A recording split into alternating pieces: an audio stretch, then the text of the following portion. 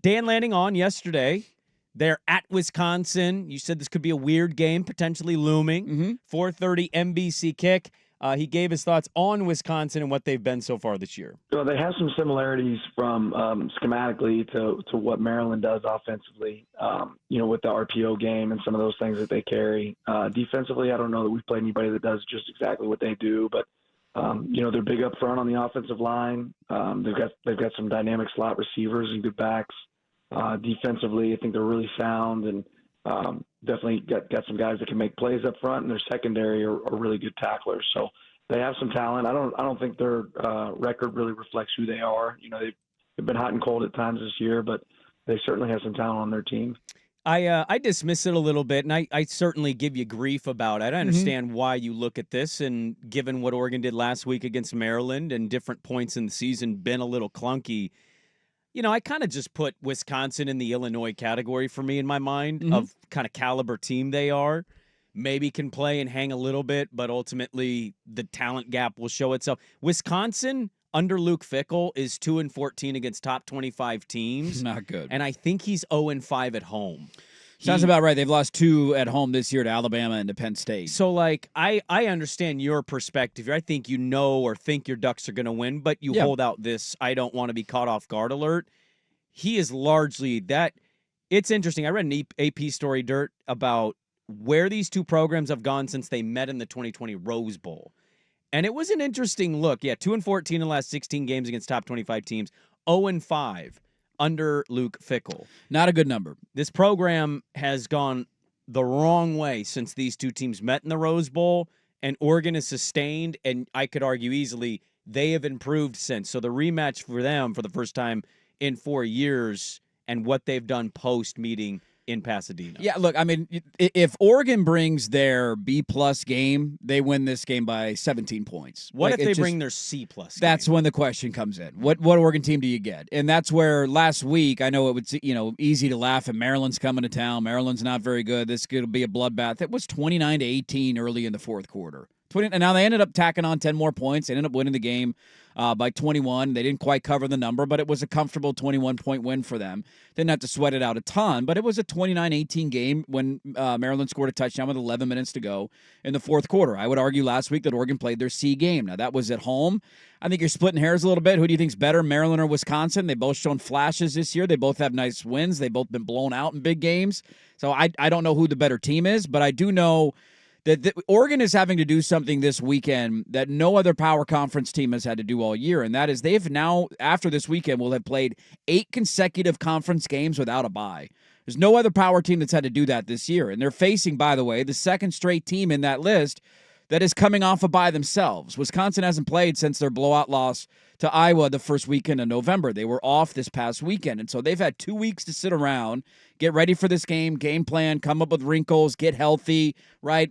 Review what the hell went wrong against Iowa. They've just been sitting around waiting for you, and you're playing your 8th consecutive Big Ten game. So on from a talent standpoint, no. Wisconsin can't hang with Oregon. Their quarterback's a little limited. He turns the ball over a lot. There's not really any metric or number or position group that you would point to and say, God, that's a better group than what Oregon has, and that's going to be the reason that Wisconsin wins the game. So I understand the logic going in of people just thinking, well, it's going to be a blowout. That's just assuming that Oregon brings their A game, and that's not easy to do when you've played 7 consecutive games, and for the third time in 5 weeks, you're traveling multiple time zones out to the East Coast. So that's where the concern lies for me. I do like the fact that they were sluggish and down a little bit last week. I'm hoping that's not the start of a trend, and it's all right, that was a nice little wake-up call. We played like crap against Maryland. Let's not do that again, and it kind of resharpens the focus going into these final 2 regular season games for them.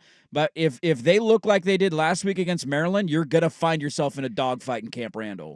So their road games, Oregon on the road, 49-14 at Oregon State, 21-point win against UCLA, 35-point win against Purdue, and a 21-point win against Michigan.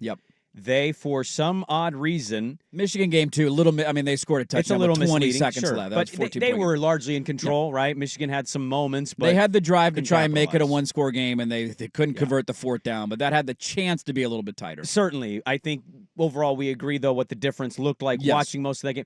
My point is, they kind of seem to get up a little more for their road games.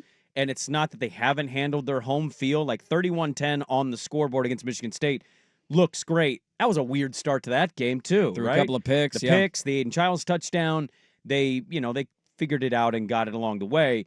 The Illinois game, they kind of handled that one, though. That was over pretty quick. That was the one the where second half, there wasn't much happening. That was in like the second 35-3 at halftime. And Maryland game was weird, but the result ended up being a 21-point victory. My point is, I just there is something about the road with this team, and maybe this is kind of the pro-Oregon argument for the playoff. Not that you need me to make it; they're already amazing at number one. Maybe going on the road in a, quote, neutral site for their first playoff game if they win the Big Ten, maybe that's almost just like a positive. It's just like this team seems to lock in on the road, and there's something about going into a building and silencing that crowd. You saw that in the Michigan video. That Lanning and company seem to really like. I want to ask you about Fickell. What do you make of Luke Fickell in Wisconsin?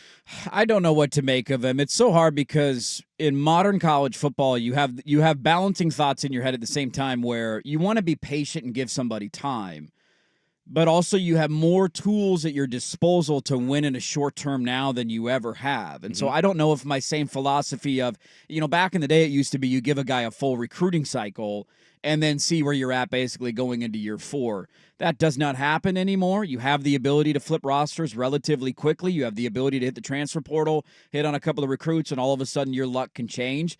To be fair to him, they brought in Tyler Van Dyke to be their starting quarterback this year, the transfer from Miami. He got hurt early in the Alabama game. Yeah. They've played the rest of the year with their backup quarterback, who, again, has been pretty limited and thrown a pick in every game that he's had to play. Braden Locke. He's thrown 3 interceptions with 1 touchdown during their 2-game skid. It hasn't been good. In big game, I think the only game he hasn't thrown a pick was the Alabama game. He didn't start the Alabama game. He came in relief when Van Dyke got hurt. 8 tuds, 8 interceptions. Yeah, I want to give him the benefit of the doubt of he's only in year 2, and you want to see maybe where you go in year 3. But what I would say is that if they lose this weekend, we'll see how the rest of the year goes for them. There's no guarantee they're going to a bowl game, by the way. They go to Nebraska after this and play.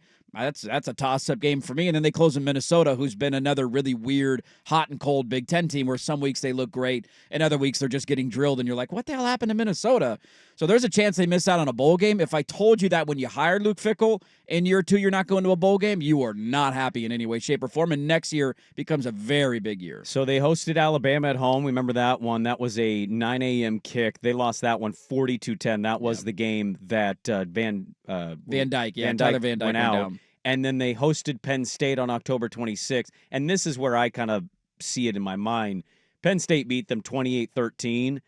I think that could be 31-13 or 35-13 this week, and it's kind of how I see this one playing out. They hung around. I mean, to be fair to them, they hung around in that game. That wasn't a separation. Penn State scored 14 in the fourth quarter. But I think Oregon is better than Penn State. Totally so that's fair. Why I'm looking at that result. Totally fair. You mentioned their streak as well. They are 1 win away from being bowl eligible. They have gone to a bowl game 22 straight seasons. It's a pretty remarkable number. Got to be one of the longest streaks in the country, I would think. If he doesn't win this weekend and then they don't win at Nebraska. I mean, I think they'll get one of the last 2, but it's not a guarantee. Those are toss-up games. Minnesota can beat this team with this quarterback play. Yes, Nebraska can beat them at Nebraska. Yeah, we'll see what they look like coming off a bye at USC this weekend. It's just interesting to think about. I didn't really, consider that they're meeting for the first time since the 2020 Rose Bowl. And where it has gone is just they're in the Illinois, Maryland. Those 3 teams to me are the same in my mind. Maybe even Minnesota too. They're just kind of all clumped up together, and they can each beat each other. They're interchangeable every single week. And like, all right, they look good this week. Then they look. This has been Wisconsin. I mean, this year. Well, not largely. This has been Wisconsin the last couple of years, but not like in the last 15 years. Not in the last 15 years. I'm just saying this year they have been the epitome of that, where they have games early in the season where they get blown out by Alabama. Now that's you don't. Throw them down a flight of stairs for that. And then they have a stretch where they go 52-6 win over Purdue, 42-7 on the road at Rutgers, and then they dominated Northwestern. Now, none of those teams are world beaters, but they looked head and shoulders better than them. Then you have the close loss to Penn State, and then they somehow lost 42-10 to Iowa. The Iowa team who couldn't beat UCLA this weekend. I think that middle part of the Big Ten is so interchangeable. And to me, it's one of the biggest things that they got to figure out as a conference is – you know that Ohio State's going to be great. You know that Oregon's not going anywhere. I think there's a little bit of a benefit of the doubt that Michigan will figure it out, and Penn State can't beat the great teams, but they're a really good program. outside of that, now Indiana's an outlier this year. We'll see if they can maintain it. It's that next crop of team. Like, somebody else has to arrive and be a top 20, like Wisconsin, Michigan State, Nebraska. Can Matt Rule get Nebraska? USC. Like, who is that? You need another Washington. team. Like, this is the difference between the Big Ten and the SEC that I will argue. I find it a little funny they have 4 of the top 5 teams in the country, and I think that will change in the coming weeks. But it's that next batch of teams that's just all 5-4, 6-3, 6-4, 5-5. Like, that's who everybody else is, from basically Iowa all the way down to Michigan State and Rutgers. You basically go from 6-4 to 4-5, and there's like 9 or 10 teams that are jumbled together. Who would you guys pick to come out of that clumped up group that's just looming and saying you need one more good team instead of a bunch in of the middling next teams? year or two? It should be USC. USC. I think what Matt Rule's got going at Nebraska, if they can keep Raiola and they can develop him, and so he, doesn't have some of the knucklehead desperation run around. You feel that way if they don't go bowling this year? Because that seemed like a sure thing at one point, and now it's like, I don't know if they're going to win a game. Not a guarantee. It's not a guarantee. That UCLA game was kind of like, what? Yeah, I know. What's but happening? to be fair, though, that UCLA's playing better football now. That's the unique part about it. You need to go back to when that happened. You did not see that score and go, no, oh, this not makes at all. sense. UCLA's not bad. Not at I all. was like, holy crap. Yeah, their last 3 games are USC, Wisconsin, and Iowa. They need to get one of them to go to a bowl game. I think their momentum is going in the right direction, and if Rule is content and he's like, okay, I tried the NFL, I did all these other things. Nobody's hiring him. No, but for him, in his mind, if he's like, I just want to be here and see if I can build something, and he's not looking for his next option. Well, if he is, you have the wrong coach. Yeah, no question. It's not to say that he wouldn't take a better college job. It's like, yeah, he's done nothing so far at Nebraska in terms of results. So, like, why is he thinking about another job when you need to be good at this job? Yeah, I know.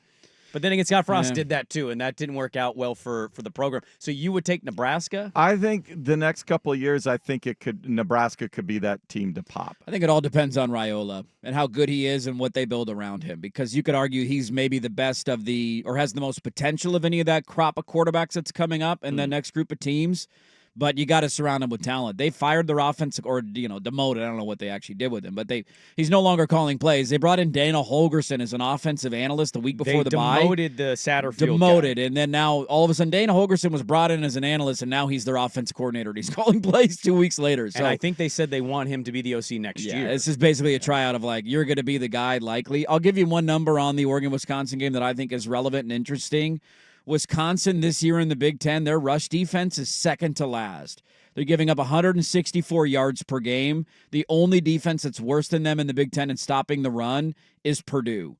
And so that, to me, is the ultimate telltale. If Oregon can go in and run the football, it simplifies everything that they want to do. It makes them stay ahead of the chains. It gets them into a momentum offensively that at times against Maryland last week. I know at the end of the game they rushed for 180 yards, and you look at the numbers, it's great. Part of that was inflated by Jordan Birch having nearly a 40-yard run. So if you take that out on the fake punt, they had 30 carries for basically 140 yards. That's not a great clip at home against Maryland. It was nice to see Noah Whittington have a big game, but that's the one that I circle. If that stat is true and Oregon can run the football at ease against Wisconsin, they'll win this game by 21 points. Could be 11-0 for the first time since 2010.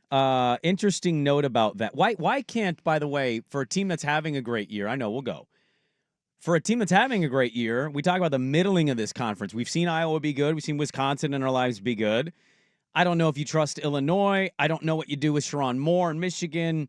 There's all these teams how come we're not talking about Indiana just being this team that stays? They could be. Signetti could really have something real. Now, I know a lot of this is James Madison transfer carryovers, but Google him. He wins. So it's like, I wonder if Indiana just fills in that gap of where we think Nebraska, Wisconsin, Minnesota, Illinois, whoever it is going to be. They just got a big-time flip. I can't remember where the kid was committed originally, but they got a kid to flip. He's an in-state kid. I think he was committed to a bigger school elsewhere. That just came out earlier this week.